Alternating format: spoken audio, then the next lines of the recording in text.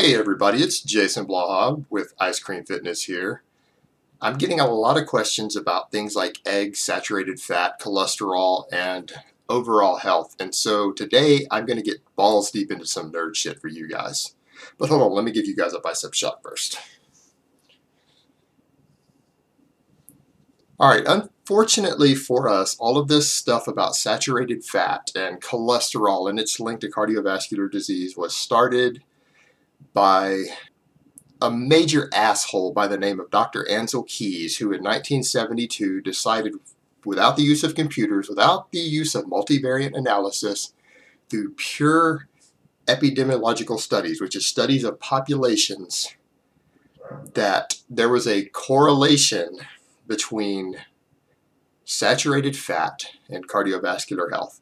The U.S. government picked this up and it became official government policy under the Nixon administration, and it has kind of stuck with us since, even though mainstream nutritional science disagrees with it.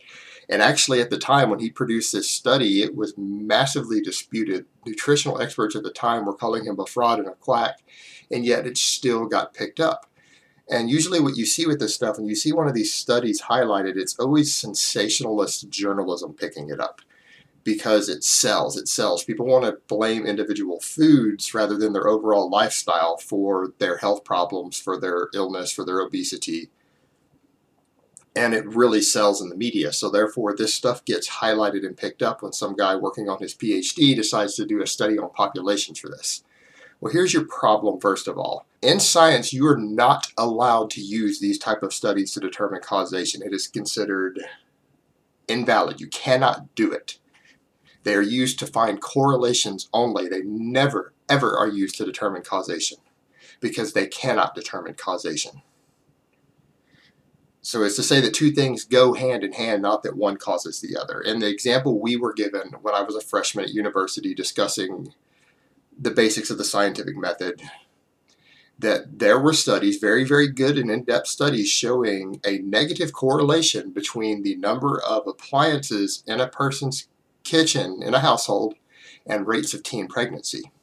So if someone were to try to make causation with that, it would be that lack of appliances in your kitchen causes your teenage daughters to get pregnant, and if you get more appliances in your kitchen, that it will prevent them from getting pregnant, or at least reduce the chance, because that's what the correlational data shows.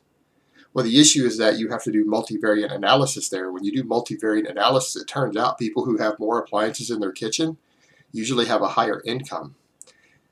There's a better chance that their daughters go to good schools where they've had sex education. There's also a much, much higher chance that they have their teenage daughters on birth control rather than just leaving it up to morals or chance.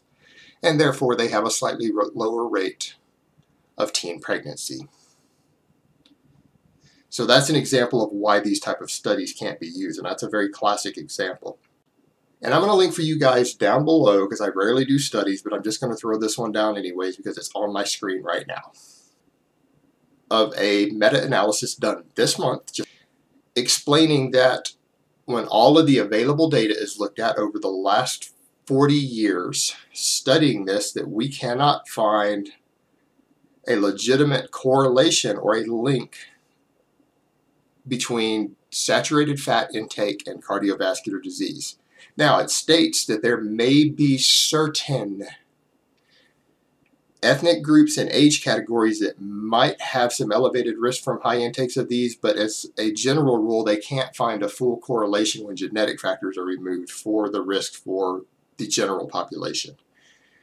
Now, some people will look at that who don't understand science and how it works, and they will say, well, hey, hold on.